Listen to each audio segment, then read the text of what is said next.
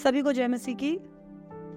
हम लोग चर्चा कर रहे हैं पिछले 3 सेशन से कि एक विश्वासी के बड़े से बड़े विश्वास के जीवन की नाव को गिराने वाला एक बहुत बड़ा पाप है झूठ का पाप। और जो हम बेस वचन इसके लिए पढ़ रहे हैं वो है नीति वचन 12 अध्याय उसका 22 वचन, जिसमें हम पढ़ते हैं कि परमेश्वर का वचन बताता है कि प्रभु झूठों से घृणा करता है। एक बार हम इस वचन को पढ़े और हम आज के एक्सप्लेनेशन की ओर जाएं। नीति वचन 12:22। झूठों से यहोवा को घृणा आती है, परंतु जो विश्वास से काम करते हैं उनसे वह प्रसन्न होता है। आइए हम दुआ करें। महान सामर्थ्य जीवित दयालु परमेश्वर पिता, प्रभु धन्यवाद देते हैं पिता कि प्रभु आपने मौका दिया, समय दिया, अवसर दिया प्रभु कि हम अपनी इस कमी पे वर्कआउट कर सके, ध्यान दे सके। प्रभु जब हम इन वचनों की गहराइयों को प्रभु आज और तह से उतर कर देखने, सुनने, समझने, पढ़ने जा रहे हैं तो मांगता है प्रभु आपकी आत्मा हमारी अगुवाई करे, आपकी आत्मा हमें सिखाए प्रभु। और चलाने वाला, समझाने वाला कोई इंसान नहीं प्रभु, आपकी पवित्र आत्मा हो और हमारे मन खुल जाए प्रभु और हम अपने आप को जांच कर प्रभु अपनी इस बहुत बड़ी कमी को, प्रभु इस विकार को अपने अंदर से निकाल सके। हर बात आपकी अधीनता में रखते हैं, यीशु के नाम में मांगते हैं, आमीन। हमने देखा झूठ क्या है, हमने देखा कि कैसे झूठ एक विश्वासी के जीवन को पूरी तरह तहस नहस कर देता है, डुबा देता है, और कैसे झूठ एक विश्वासी को सच्चाई से अर्थात यीशु मसीह से अलग कर देता है। और हमने देखा कि झूठ का परिणाम एक विश्वासी को अपने जीवन में एक बहुत बुरी तरह देखना पड़ता है। वो परमेश्वर की सुरक्षा को खो देता है, अपने मान मर्यादा को खो देता है, वो अपने जीवन में आने वाले फलों को, जो खराई और भलाई से उसे मिलने वाले थे, उन फलों को खो देता है, अपने रिश्तों को खो देता है, लोगों के विश्वास को खो देता है। और इस प्रकार झूठ को पकड़कर दबोच कर चलने वाले लोग कई बार आदतन झूठ बोलते हैं। जब उन्हें जरूरत नहीं होती तब भी वो झूठ का सहारा लेते हैं बहुत सारी बातों में। और हमने बहुत अच्छे से देखा कि किसी ने कहा है कि अगर आप नहीं चाहते कि जो आपने कहा है वो बात आपको याद रखनी पड़े तो आप झूठ मत बोलो, आप सच रखें। सच बोलेंगे तो आपको कुछ भी याद रखने की जरूरत नहीं। और हमने जो लास्ट सेशन कंक्लूड किया था नीति वचन 23:23 से हमने कंक्लूड किया था कि प्रभु का वचन बताता है सच्चाई को पकड़े रहे, उसे बेचना नहीं। सच्चाई को मोल ले ले, उसे बेचना नहीं। और सच्चाई यीशु मसीह है। अगर हम झूठ बोलते हैं तो हम यीशु को बेच देते हैं। हम खुदा के लोग बनकर यीशु मसीह को, उसके इकलौते बेटे को बेचने वाले नहीं ठहर सकते। और जब हम झूठ का सहारा लेते हैं, चाहे बात छोटी हो चाहे बड़ी, हम यीशु को छोड़कर शैतान को अपना पिता बताते हैं और शैतान को अपना लेते हैं। हमने पिछले सेशन में कुछ आर्ग्यूमेंट्स भी देखे। कुछ लोग बोलते हैं परिस्थितियां ऐसी है तो बोलना पड़ता है। तो हमने ये भी देखा कि परिस्थितियां चाहे जो भी हो, हमारे कनपटी पे कोई यीशु के नाम पे बंदूक रखे ना रखे, पर हमने मसीह को पहन लिया, इसलिए हमारी जुबान से जो निकलता है वो वही होना चाहिए जो मसीह की जुबान से निकल सकता था। और मसीह ने कभी झूठ नहीं बोला, क्योंकि मसीह परमेश्वर का इकलौता बेटा है। जो परमेश्वर ने नहीं किया वो यीशु कभी नहीं करेगा। तो मैं आप लोगों को सबसे पहले एनकरेज करूंगी कि आज का टॉपिक सुनने से पहले, अगर आप आज के पार्ट को पहले सुन रहे हैं तो मैं आपसे विनती करूंगी कि आप सबसे पहले इसके फर्स्ट और सेकंड पार्ट को सुने, क्योंकि अगर आप वो नहीं सुनते तो आज का पार्ट आपके लिए इनकम्प्लीट सेशन और सेक्शन होगा। आप जान नहीं पाएंगे कि किस प्रकार झूठ लोगों को घेरे जा रहा है। और बहुत गहरी बात जो आपको समझ आएगी वो ये है कि जो हमने कैटेगराइज कर रखा है पापों को, कोई पाप छोटा बड़ा नहीं है। और सबसे बड़ी बात, रोजमर्रा की जिंदगी में एक विश्वासी को सबसे ज्यादा मोड़ों से, तरीकों से, एंगल से घेरने वाला और दबाने वाला जो पाप है वो झूठ का पाप है। और हमने बार बार पढ़ा प्रभु 7 चीजों से घृणा करता है। नीति वचन में जब हमने पढ़ा तो उसमें से 2 चीजें केवल झूठ है। और हम आज भी बहुत सारे ऐसे आर्ग्यूमेंट्स को देखेंगे कि प्रभु किसी भी परिस्थिति में झूठ को अलाउ नहीं करता। तो जो थर्ड सेक्शन है परिभाषा को लेकर, और झूठ कैसे यीशु के लोगों के जीवन में काम करता है और कैसे यीशु से झूठ हमको अलग कर देता है, हमने फर्स्ट सेक्शन में देखा। सेकंड सेक्शन में हमने देखा कि किस प्रकार झूठ का परिणाम हमारे जीवन में प्रकट होता है, कैसे धीरे धीरे प्रभु और प्रभु के साथ, प्रभु के कारण जुड़े हुए रिश्ते हमसे दूर हो जाते हैं। आज हम लोग देखेंगे संसार में बहुत सारे झूठे शिक्षक हैं और बहुत सारे कमजोर लोग हैं। वो लोग अपनी कमजोरी को जब छिपा नहीं पाते तो वो वचनों का सहारा लेते हैं, पिक एंड चूज, कुछ वचनों का पिक कर लेते हैं, चूज कर लेते हैं और अपनी बुरी और गलत आदतों को वो लोग वचन से सपोर्ट करते हैं। जैसे कि अगर कोई व्यभिचार में है, हम उसे बोलते हैं व्यभिचार पाप है, हमारा शरीर परमेश्वर का मंदिर है और जो इस मंदिर का अपमान करता है वो परमेश्वर का अपमान करता है। तो कुछ लोग हमसे आर्गुमेंट करेंगे, दाऊद से भी तो हो गया, मैं भी तो कमजोर हूँ, और वो इस बात को हजम कर जाता है कि दाऊद और दाऊद के वंश को उस व्यभिचार का परिणाम बहुत बुरी तरह भुगतना पड़ा। तो बाइबल के वचनों का इस्तेमाल करके, जो जीवन की तलवार है, जो शैतान के खिलाफ हर युद्ध को जीतने के लिए हमारा सबसे बड़ा हथियार है, इन्हीं वचनों का इस्तेमाल करके कुछ लोग भ्रम फैलाते हैं, प्लीज ध्यान दीजिए, कुछ लोग झूठ फैलाते हैं और हमें वास्तविकता से और परमेश्वर की खराई से अलग कर देते हैं। तो आज हम लोग कुछ आर्गुमेंट्स को देखेंगे जिसका इस्तेमाल करके लोग कहते हैं कि परमेश्वर झूठ को अलाउ करता है।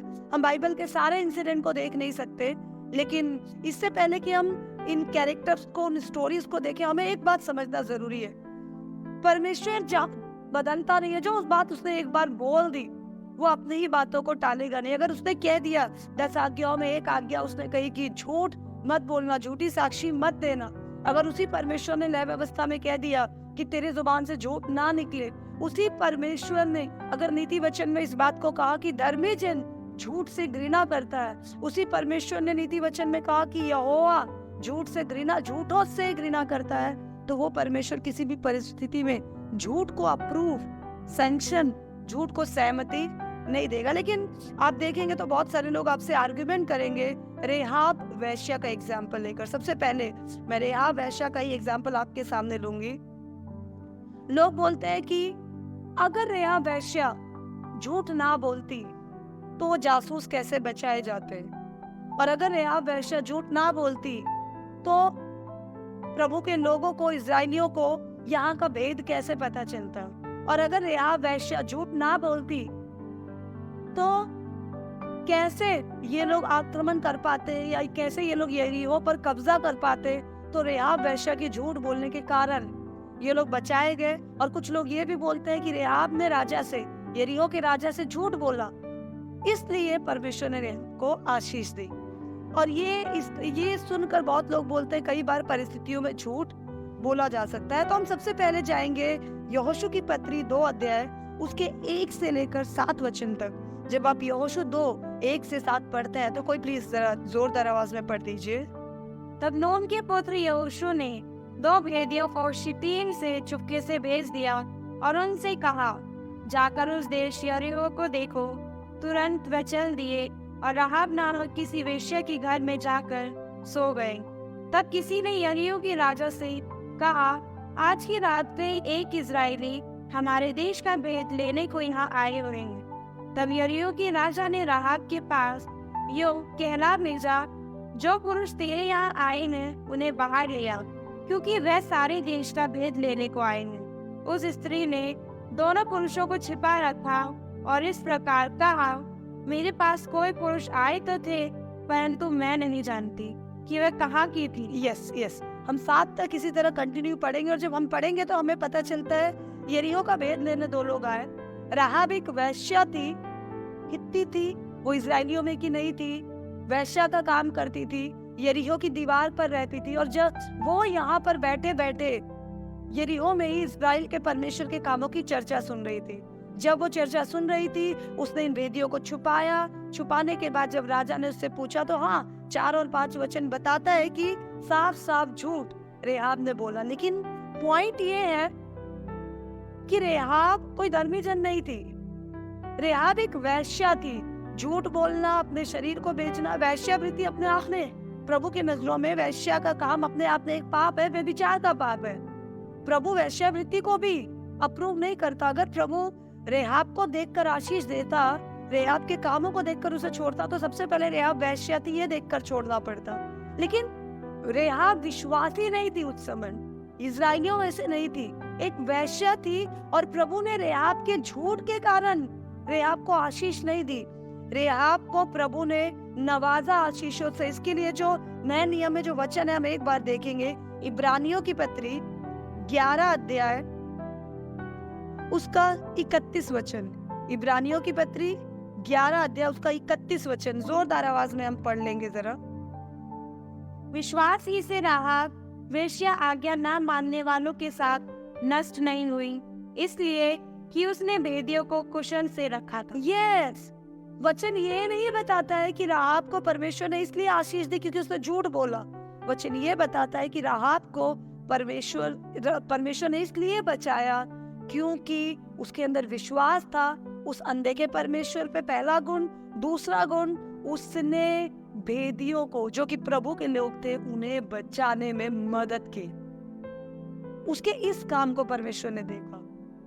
अगर परमेश्वर को उसके झूठ को देखना होता तो सबसे पहले परमेश्वर उसके वैश्यावृत्ति को देखता।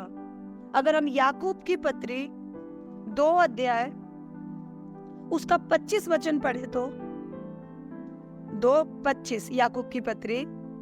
वैसे ही राहाब वेश्या हुई जब उसने दूतों को अपने घर में उतारा और दूसरे मार्ग से विदा किया, तो क्या कर्मों से धार्मिक ना ठहरी? यस, यहाँ पर नहीं लिखा उसने झूठ बोला। उसने दूतों को, प्रभु के लोगों को, प्रभु के चुने हुए लोगों को, इजराइल के लोगों को उसने अपने घर में बचाया और उन्हें दूसरे मार्ग से विदा किया। जो प्रोटेक्शन उसने दिया, उस प्रोटेक्शन के कारण, उस विश्वास के कारण परमेश्वर ने रेहाब को बचाया। झूठ के कारण परमेश्वर ने रेहाब को नहीं बचाया। और हमें जानना है, रेहाब ने लाल कपड़ा अपने घर के बाहर बाद में लगा लिया।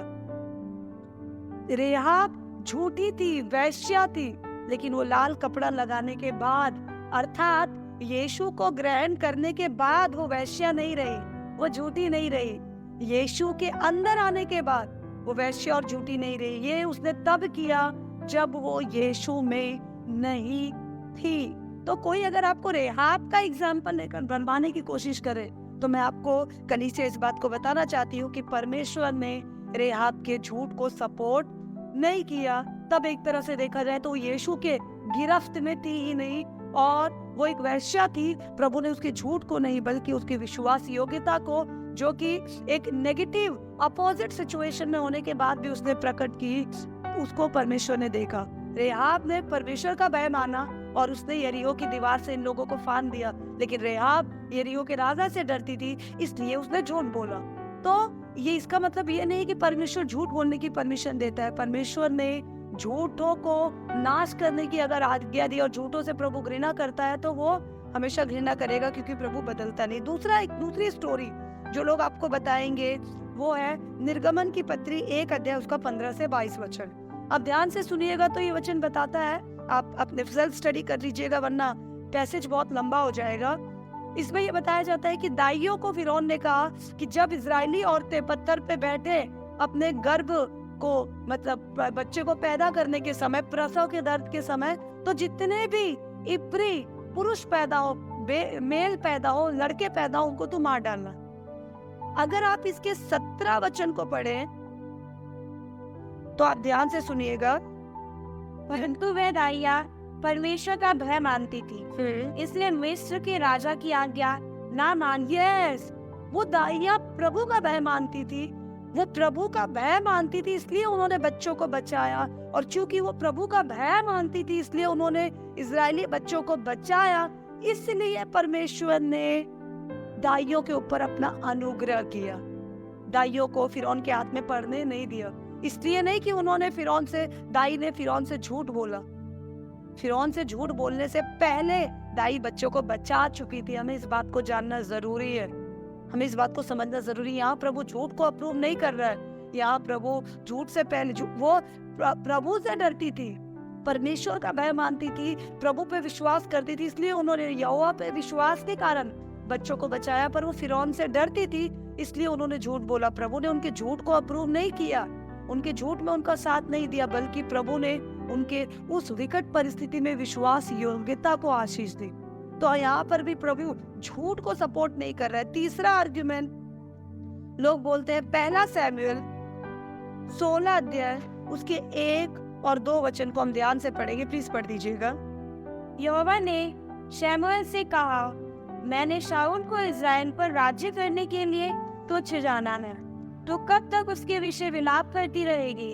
अपने सींग में तेल भरकर चल, मैं तुझको बैतलहमवासी यीशे के पास भेजता हूँ, क्योंकि मैंने उसके पुत्रों में से एक को राजा होने के लिए चुना है। यस, कुछ लोग इसका इस्तेमाल करके आपसे कहेंगे कि शमूएल को यहोवा ने दाऊद का अभिषेक करने भेजा, और जब दाऊद बोलता है कि मुझसे शाऊल पूछेगा तो मैं क्या कहूंगा, तो प्रभु कहता है तू बोल देना तू यज्ञ करने जा रहा है। लेकिन प्रभु ने झूठ नहीं बुलवाया, वहां जाकर उसने यज्ञ किया। उस यज्ञ में ही यीशे के पुत्रों को उसने बुलाया था ताकि उनका अभिषेक कर सके। यहोवा ने कहा तो यहोवा ने वैसा करवाया भी। ऐसा नहीं है यहाँ कि प्रभु ने करवाया कुछ और कहा कुछ और। हमें समझना जरूरी है, हर परिस्थिति में झूठ बोलना पाप है, क्योंकि यहोवा ने आज्ञा की नाई इस बात को दी है। अजीजों, मुझे और आपको ये बात समझना जरूरी है कि अगर राहाब वेश्या इन लोगों को ना बचाती तो आप भूलिएगा मत, एस्तर की पत्री जब आप पढ़ते हैं और जब एस्तर को बोला गया कि वो जाकर राजा शहर से बात करे, एस्तर ने मना किया तो मोर्दकै ने कहला भेजा कि हे रानी एस्तर, परमेश्वर अपने लोगों का भला और उद्धार बचाव तेरे बिना भी कर सकता है, पर क्या पता प्रभु ने तुझे इस दिन के लिए इस पटरानी के पद पर बिठाया हो। तू ना करे तो भी प्रभु को अपने लोगों को बचाना है तो वो बचाएगा, और तेरा काम तुझे ना करने के कारण क्या भुगतना पड़ेगा तू सोचना। I am just interpreting that. मैं आपको ये बताना चाहती हूँ कि प्रभु का काम, यीशु का जन्म मरियम पे डिपेंड नहीं था। मरियम विश्वास योग्य थी, प्रभु ने इस्तेमाल किया। राहाब प्रभु का भय मान रही थी, उसके उस भय का प्रभु ने इस्तेमाल किया। राहाब ना करती तो क्या प्रभु के लोगों को कोई छू सकता था? राहाब ना करती तो क्या प्रभु यरीहो की दीवार को तोड़ता नहीं? प्रभु की योजना किसी व्यक्ति पे निर्भर नहीं है। परमेश्वर अपने काम को करवाएगा, लेकिन परमेश्वर अपने काम को करवाने के लिए अपने ही शब्दों के विरोध में नहीं जाएगा। इसलिए मुझे और आपको समझना है, चाहे हम दाइयों की बात करें, दाऊद की बात करें, सैमुएल की बात करें, रेहाब की बात करें, परमेश्वर उत्पत्ति से प्रकाशित वाक्य तक अगर ये कहता है मैं झूठों से घृणा करता हूँ, तो परमेश्वर झूठ के कामों में अप्रूवल और सपोर्ट नहीं देगा। मैं आपको ये बात साबित करना चाहती हूँ अजीजों खुदा के कलाम से कि झूठ हर परिस्थिति में रॉन्ग है। Lying is always wrong. और इसके लिए हमने कुछ वचनों को देखा, हम और देखेंगे। झूठ बोलना इसलिए हर समय गलत है क्योंकि हमारी परिस्थिति रिजल्ट के ऊपर नहीं होता। मान लीजिए, अरे आपके झूठ बोलने से अगर आप ये कहते हैं कि प्रभु ने उन लोगों को बचा लिया, तो अगर ना बचाता तो हम क्या कहते हैं? प्रभु झूठ को सपोर्ट नहीं करता। परिस्थिति रिजल्ट कुछ भी आए, थोड़े टाइम के लिए फायदा दिखेगा तो भी, थोड़े टाइम का फायदा इस बात को अप्रूव नहीं करता। किसी भी काम का रिजल्ट, परिणाम इस बात को अप्रूव नहीं करता कि परमेश्वर उस काम को सपोर्ट कर रहा है। परमेश्वर अपने ही वचन के विरोध में चलेगा नहीं। हम जानते हैं, पहला यूहन्ना 3:4 बताता है, जो पाप करता है वो व्यवस्था का विरोध करता है, क्योंकि पाप व्यवस्था का विरोध है। प्रभु का नियम है तू झूठ ना बोलना, तू झूठी साक्षी ना देना, और जो पाप करता है वो व्यवस्था का विरोध करता है। तो क्या परमेश्वर पाप को सपोर्ट करेगा? ये वो परमेश्वर है जिसने अपने इकलौते बेटे को सूली पे अकेला छोड़ दिया जब सारे संसार का पाप उस पर आ गया। अपने इकलौते बेटे तक को कुछ पल के लिए परमेश्वर ने छोड़ दिया। इसलिए यीशु सूली पर रोया, चीखा, तड़पा, एली एली लेबा शबक्तानी कहते हुए कि हे मेरे परमेश्वर तूने मुझे क्यों छोड़ दिया? झूठ बोलना अजीजों हर परिस्थिति में गलत है। चाहे लोग बाइबल का उदाहरण लेकर आपको समझाने की कोशिश करें तो भी यही बाइबल परमेश्वर ने लिखी है। परमेश्वर अपने वचन को काटेगा नहीं। झूठ बोलना हर परिस्थिति में गलत है, क्योंकि परमेश्वर उन लोगों को आशीष देता है जो जान देने तक विश्वास योग्य रहे। रेवलेशन प्रकाशित वाक्य 2 अध्याय उसका 10 वचन इस बात की पुष्टि करता है। एक बार हम पढ़ेंगे 2 अध्याय 10 वचन, उसकी आखिरी लाइन,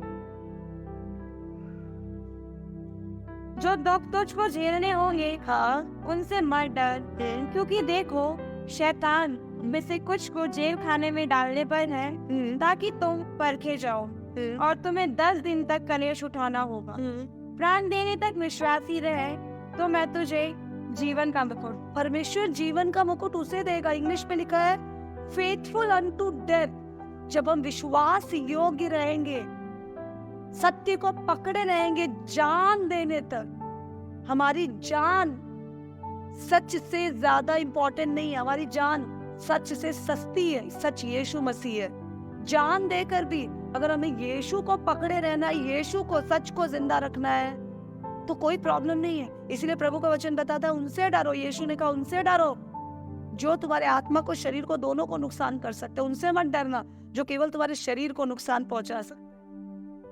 प्रभु जो कहता है जान देने तक सच्चाई को पकड़े रहो, विश्वास योग्य बने रहो, क्या वो प्रभु झूठ को सपोर्ट करेगा? तीसरी इंपॉर्टेंट चीज हमें समझना जरूरी है। प्रकाशित वाक्य 21 अध्याय उसका 8 वचन बताता है, ध्यान से सुनिएगा। परंतु डरपोकों और अविश्वासियों और घिनौनों और हत्यारों और व्यभिचारियों और टोनों और मूर्ति पूजकों और सब झूठों का भाग उस झील में सब झूठों का, सब झूठों का, छोटा झूठ, बड़ा झूठ, बहुत जान पे आ गई तब बोलने वाला झूठ, या नॉर्मल टाइम पे आप बोल रहे हो तो झूठ, आप किसी भी सिचुएशन में हो, सब झूठों का, सब तरह के झूठों का, हर झूठों का भाग उस मृत्यु की झील में प्रभु डालेगा। ये वचन बताता है कि झूठ बोलना हर परिस्थिति में प्रभु की नजरों में गलत है, गुनाह है, प्रभु से अप्रूव नहीं करता। अगर हम तीतुस की पत्री 1 अध्याय उसके 2 वचन को पढ़े तो उसमें साफ साफ लिखा है प्रभु झूठ नहीं बोलता। आप बताइए, यीशु मसीह को बहुत बार सदूकी फरीसी घेरने आए, क्या यीशु ने कभी झूठ का सहारा लिया? वो चुप हो गया, वो गायब हो गया, वो अदृश्य हो गया, वो चला गया। पर यीशु ने किसी भी परिस्थिति में झूठ का सहारा नहीं लिया खुद को बचाने के लिए। यदि हम लोग यूहन्ना नबी की पत्री 8 अध्याय 44 वचन पढ़े तो उसमें लिखा है, उसमें साफ साफ लिखा है कि झूठ हमें परमेश्वर से अलग कर देता है, और जब हम झूठ बोलते हैं तो हम शैतान की संतान बन जाते हैं। एक झूठ हमें शैतान की संतान बना देता है। इसलिए मत्ती रचित सुसमाचार में लिखा है तुम्हारी बात हाँ की हाँ हो, ना की ना हो। तो जब लोग इस बात को कहते हैं कि कभी कभी हम झूठ बोल सकते हैं, तो वो ये बोल रहे हैं कि कभी कभी हम शैतान को अपना बाप बना सकते हैं। वो ये बोल रहे हैं कभी कभी हम अपना बाप बदल सकते हैं, कभी कभी हम पाप कर सकते हैं। क्या प्रभु कभी कभी झूठ बोलकर शैतान को अपना बाप बनाने की इजाजत हमें देगा? झूठ बोलना हर परिस्थिति में पाप है, हर परिस्थिति में गलत है। इसका अगला आर्गुमेंट है 1 कुरिन्थियों 10 अध्याय 13 वचन, जिसमें प्रभु का वचन बताता है वो जरूरत से ज्यादा हमें परीक्षा में नहीं पढ़ने देगा, और अगर हम पढ़ गए ऐसी सिचुएशन में तो वो हमें बचाएगा। कौन बचाएगा? परमेश्वर हमारा निकास करेगा, वो एस्केप का रास्ता निकालेगा। क्या एक पाप से, एक प्रॉब्लम से बचने के लिए प्रभु इजाजत देगा कि तुम दूसरा पाप करो? प्रॉब्लम से बचने के लिए प्रभु नया समस्या खड़ा करने के लिए हमें बोलेगा? God will never allow that. पाप से बचने के लिए पवित्रता की जरूरत होती है, पाप से बचने के लिए पाप की जरूरत नहीं होती। इसीलिए किसी भी रीति में परमेश्वर झूठ को सपोर्ट नहीं करता, प्रभु झूठ को नहीं सपोर्ट करता। इसके लिए मेरा पर्सनल, मुझे लगता है जो मेरी पर्सनल सोच है वो ये है कि एक ही बात में सब बातें खत्म हो जाती। परमेश्वर बदलता नहीं है। उसने एक बार एक जगह एक शब्द को बोल दिया तो परमेश्वर अपने ही वचनों को टालेगा नहीं। एक बार अगर उसने कह दिया झूठ ना बोलना, अगर एक बार उसने कह दिया झूठों से मैं घृणा करता हूँ, तो एक ही इंसिडेंट बाइबल में दिखाई देता है, एक ही इंसिडेंट। एक दिखाई देता है गेहजी का। गेहजी लालच के कारण आया और उसने एलीशा के सामने झूठ बोला, उसको उसका दंड भुगतना पड़ा। नए नियम में हम देखते हैं कि परमेश्वर के दास पतरस के सामने अनन्या सफीरा ने प्रेरितों 5 में झूठ बोला, और जब झूठ बोला तो वो तुरंत मर गए। और साफ साफ यहाँ पर केवल झूठ पे ये बात आधारित थी, कोई विश्वास योग्यता कुछ नहीं, कोई और कारण नहीं था। ये लोग आए और इन्होंने पतरस से कहा हमने ये जमीन इतने में बेची। पतरस ने कहा इतने में बेची, हाँ इतने में ही बेची। और पतरस ने कहा क्या तुम्हारे मन में आया कि तुम पवित्र आत्मा के सामने झूठ बोलो? झूठ बोल ये निकलते ही हनन्या सफीरा बारी बारी करके गिरे और खत्म हो गए। एक को गाड़ कर आए, इतने में दूसरी खड़ी थी, उसको भी गाड़ने वाले गाड़ने चले गए। मैं आपको बताना चाहती हूँ जो यहोवा झूठ में इमीडिएटली हनन्या सफीरा को सुला सकता है, क्या वो यहोवा झूठ को अप्रूवल देगा, झूठ को सपोर्ट करेगा, झूठ को सहमति देगा? एक बात, एक शब्द जहां लिख दिया गया, धरती आकाश टल जाएंगे पर यहोवा अपने वचनों से टलेगा नहीं। हम जब वचनों का इस्तेमाल करके ऐसी घिसी पिटी बेकार की नॉनसेंसिकल बातों को जब सपोर्ट करते हैं तो हमें समझना जरूरी है हम इंसान की नहीं, हम सर्वशक्तिमान परमेश्वर की बात कर रहे हैं। हमें जानना जरूरी है। नीति वचन 6 अध्याय उसका 17 वचन मुझे और आपको इस प्रकार से सिखाता है कि नीति वचन 6 अध्याय उसका 17 वचन प्लीज पढ़ दीजिएगा।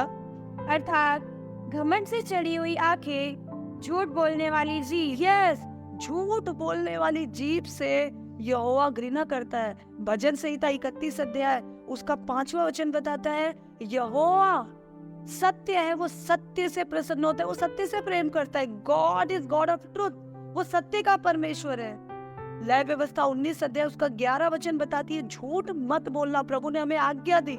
नीति वचन 13 अध्याय उसका 5 वचन हमें साफ साफ बताता है। आप प्लीज इन रेफरेंसेस को जरूर पढ़िएगा। नीति वचन 13 अध्याय उसका 5 वचन, धर्मी झूठे वचन से बैर रख। यस, एक धर्मी जन, राइचियस पर्सन झूठी बातों से बैर रखता है।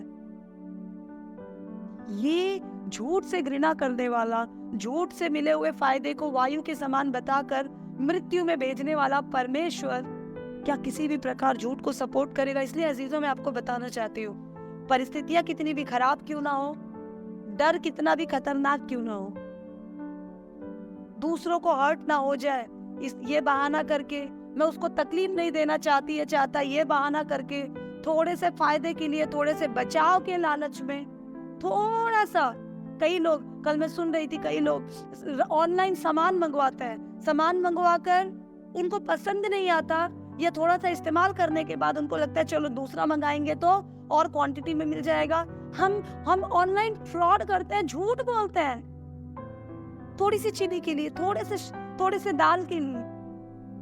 आप ये जो छोटी मोटी हेरा फेरी कर रहे हैं, थोड़े टाइम का फायदा तो मिल रहा है, पर इस बुराई से यहोवा प्रसन्न नहीं हो रहा है। थोड़े बचाव के लिए, 1 रोटी के लिए, 2 रुपए के लिए, सामने वाले का थोड़ा सा प्यार और फेवर पाने के लिए अब थोड़े पल के लिए झूठ बोल लेंगे, लेकिन जब यहोवा का फेवर, यहोवा का पक्ष ही आपके साथ नहीं है तो यहोवा के हाथ से कौन बचाएगा भला? लेकिन जब यहोवा हमारे साथ है, जब हम सत्य को पकड़े रहेंगे तो खुदा का कलाम बताता है कोई ऐसा हथियार नहीं जो हमारे खिलाफ प्रबल हो सके। झूठ एक बहुत बड़ा हथियार शैतान का है जिसमें वो अच्छे से अच्छे विश्वासी को गिरा देता है। अजीजों, मैं आपको उत्साहित करना चाहती हूँ, सामने दिखने वाला कोई भी फायदा पाने के चक्कर में ना दिखने वाले एक बहुत बड़े नुकसान में हम पड़ ना जाए। हम अपना पिता ना बदल लें, सच्चाई को मजबूती से थामे रहे। बाइबल में प्रभु ने कहीं किसी कोने में भी झूठ बोलने पर किसी को सपोर्ट नहीं किया।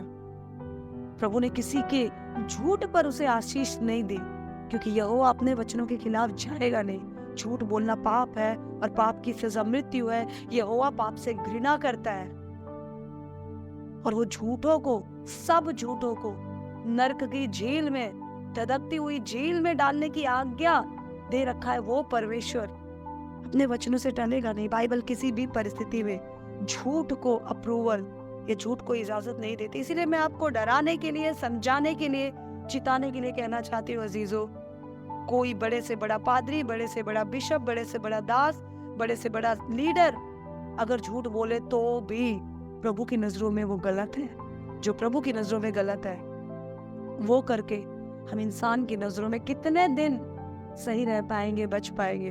अब छोटी छोटी बातें लोगों के सामने छिपा लेंगे, बट प्रभु से कैसे छिपाएंगे? जिसकी नजर दुनिया के कोने कोने में, हमारे दिल की गहराइयों में भी, जिसकी नजर टकटकी लगाए हमें देखती है, हमारी सोच को भी जो सुन लेता है। इसलिए कलीसिया में आपको उत्साहित करना चाहती हूँ कि आप परिस्थितियों का हवाला देकर, वचनों का हवाला देकर, बाइबल के कुछ कैरेक्टर्स का हवाला देकर, हालातों का हवाला देकर, डर का हवाला देकर, लोगों के प्रति सहानुभूति का हवाला देकर प्रभु के खिलाफ काम नहीं कर सकते, झूठ नहीं बोल सकते। प्रभु का वचन बताता है झूठों से यहोवा घृणा करता है। इसलिए आइए हम लोग प्रभु के घृणा के पात्र ना बन जाए, प्रभु के प्रेम के पात्र बने रहें और अपने आप को इतने बड़े विपत्ति में पड़ने से बचा लें ऐसा ना हो कि इतना सुनने सीखने के बाद भी हम इन वचनों को हल्के में लें, हमें लगे हम प्रभु में हैं और हमें पता भी ना चले कि कब उसने हमें अपने आप से काट कर अलग कर दिया। हम तो सूख रहे हैं, हमारी जिंदगी इस बात की गवाही दे रही है कि हम सूख रहे हैं। हमारी इज्जत, ढलती हुई इज्जत इस बात की गवाही दे रही है कि हम सूख रहे हैं। हमारी सूखती हुई गिरती हुई आत्मिकता इस बात की गवाही दे रही है कि हम सूख रहे हैं। और हम भूल गए कि इसकी शुरुआत कहीं एक छोटे से झूठ से हुई थी जो हमें छोटा लगा, बट प्रभु की नजरों में कोई भी पाप छोटा बड़ा नहीं है। इसलिए हम अपने आंखों को बंद करें, सरों को झुकाए और प्रभु के सामने इस बात को रखते हुए प्रभु से कहे कि परमेश्वर तू मुझ पर दया कर। परमेश्वर, कोई मुझे बरबाने ना पाए, कोई मुझे झुकाने ना पाए, प्रभु तेरे वचनों से कोई मुझे हटाने ना पाए। परमेश्वर, मांगते हैं परमेश्वर पिता की तेरा वचन दो धारी तलवार की नाई मेरे अंदर काम करे। मैं इंसान के डर में नहीं प्रभु, मैं परिस्थितियों के चंगुल में नहीं प्रभु, मैं तेरे भय में, तेरी विश्वास योग्यता में बने रहूं और मैं इस बात को हर समय याद करूं कि तू मुझे बचाएगा प्रभु, और मैं सच बोलूं। धन्यवाद देते हैं इस दिन, इस समय के लिए प्रभु। मांगते हैं प्रभु कि ये वचन सच में प्रभु हर एक गुमराह होने वाली परिस्थितियों में प्रभु हमें थामे रहे, बचाए रहे, ताकि प्रभु हर झूठ से निकल कर प्रभु हम तेरी सच्चाई को थामे रहे, सच्चाई को मोल ले ले प्रभु, उसे बेचे ना। और परमेश्वर हम तेरे बेटे को पकड़े रहे हर बात में प्रभु। तमाम सुनने वाले तेरे आशीष और अनुग्रह को प्रभु पाने पाए, मैं दिल से आशीष देती हूँ। मांगती हूँ प्रभु हम सब पर अपनी दया को बनाए रखना, यीशु मसीह के नाम में मांगते हैं, आमीन।